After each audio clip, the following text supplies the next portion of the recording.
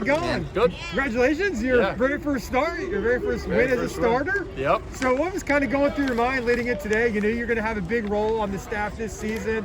You pitched a lot in the past at other schools, but this is your first start. I mean, what was going through your mind?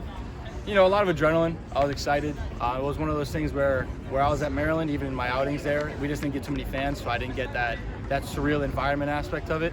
And these guys just brought it to a whole new level. Like, the fan base here is incredible. When we had Fan Fest, there was more kids than we expected, more fans in general. And today it was just trying to hone it in. You know, they were chirping from the beginning, give me more adrenaline rush, and just getting through that first inning I think was the biggest push. But it was a really good time. You know, it felt good. It was a special night, and, you know, we're just looking to build off of it. What did you like most about your performance tonight? Something you'd like to work on for your next start? Yeah, I'd say for tonight, you know, adversity in the respect of, you know, they got a little blue pit in that first inning, and it just gave them momentum right away. But you know, sometimes you struggle there. I was struggling a little bit with control on some other pitches. I think I had, you know, my C stuff tonight if I was rating it. So, you know, working off of that is just, you know, practicing those off-speed pitches as much as I can, kind of getting on the mound more, really just see how they feel, and just coming out next time, you know, being more aggressive in the zone, especially with off-speed. Credit Siena, they were doing a good job laying off things outside the zone and really just swinging the pitches that they could really get to. But, you know, as a starter, our job over the course of a game is partially just to make sure that as the game progresses, we can kind of make some adjustments so that, you know, they're even more on their heels as the game goes on. Can you take us through that early part of the game? You know, you kind of had that run a little bit, you know, had that wild pitch a little bit. So can you just take us through that early part and how you kind of settled in as the game went on? Yeah, kind of like I said, that adrenaline definitely just spiked everything. Like, the emotions, I kind of could hear them more. That fired me up. So it was hard to settle in when you're trying to, you know, focus on your breathing, but keep that same energy. So, you know, that first inning I came in, talked to Adi, you know, we just had a good talk. I was like, listen, you know, I'm a little bit amped up. He's like, go take some breaths, like, just sit back, give yourself a break for the next couple batters, and then let's just lock it back in. And that's just one of the things we preach. You know, we talk about visualization, we talk about breathing and all those things, and I just took my breath into control, came back out, and, you know, from that point on, the next couple innings were just really good. You're from that Maryland area. Where are you from originally? I'm from New Jersey. New Jersey, okay, yeah. so kind of up that way. So how did you get connected to UCF? You hit the portal, I guess. How did you get connected with Lovelady, and why did you make the decision to come down here and play?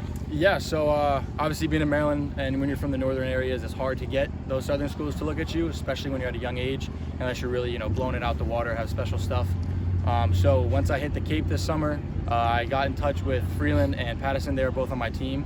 So coincidentally enough, I had, you know, two of our stars on my team, made it easy in regards to getting coaches' contacts. They did a good job, you know, just kind of putting me on a platform for them. Like, they kept the coaches in touch when I was throwing. They could see stuff live feed. They couldn't come to games, just had too much going on.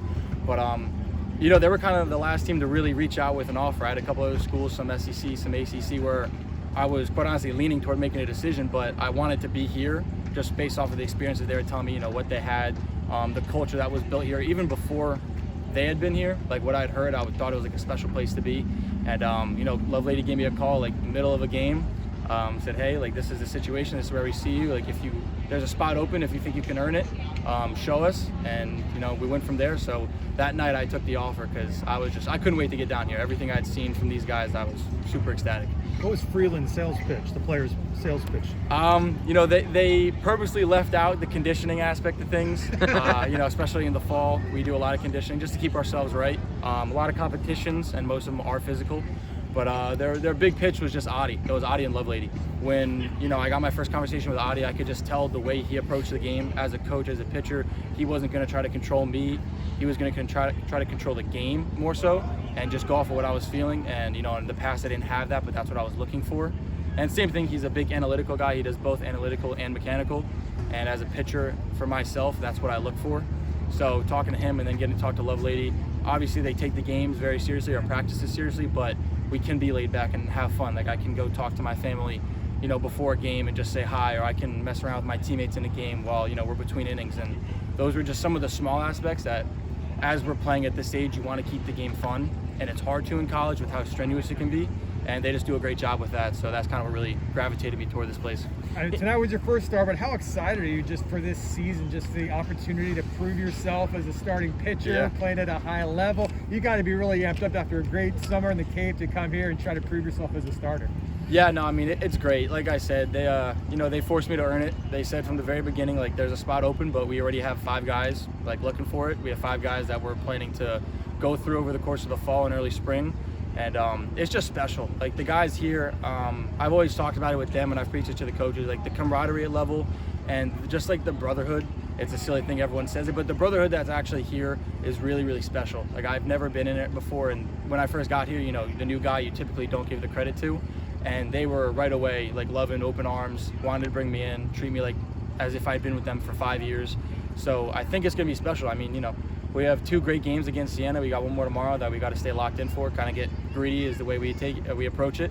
And I think as the season progresses, the team's just going to get better and better. What do you think about this staff and the depth on it? Yeah, you know, we lost a couple big arms. We lost Zach Bennett, who was going to probably be our closer, if not late relief. We lost Chris Sosnowski, who was another big freshman arm. He was in contention for a starter, whether it was weekday or weekend. But we have guys, you know, stepping up. I think one of the big things for, you know, the 3 guys who went in tonight, we had the freshmen come in for the first time.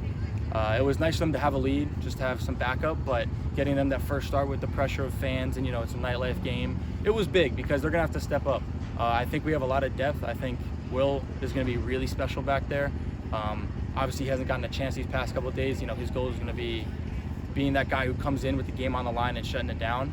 But between him and, you know, a couple of other guys, we're just going to be really special. I think our starters are going to carry the way, and they're just going to shut the door late game.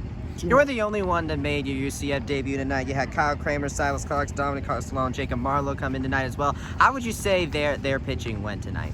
It went well. I think the way a lot of us pitchers think, so we're very analytical. We look at the game and we're very much so hard on ourselves. And just talking with them, like, they had clean innings, you know, a couple things happened, but they were scoreless. They got their first strikeouts, all those things. It was special for them. But we all want to, you know, have the best outing we possibly can. So it was good for them. Like they said to me and like I said to them, there's a lot of room for us to expand and grow on. And I just think that for them, especially as freshmen, getting that first one out of the way, it knocks those nerves down a lot. And, you know, going into next weekend, especially even this week, we got some big games ahead that we really got to be ready for. Here's a new guy you're learning about, you know, the UCF Knights, but the Citronauts have been the alternate uni. Like, what do you think about the ensemble you guys are running? Citronaut Saturday, going to do it all year. Yeah, no, they're incredible. They're incredible. You know, they showed them to us a couple weeks ago, and we all got really, really excited. They hadn't showed us anything. Even our pregame, you know, our pregame jersey, we've got the long sleeves. We love those too. We've been seeing the coaches wear them. They've been telling us we won't get them, but we all love Citronaut Saturday. It's just a different uniform. It's something special and unique. So we're all proud to represent it, and I think it's just going to look good as the year progresses. Thanks a lot. Enjoyed it. Thanks a lot. Good luck to you.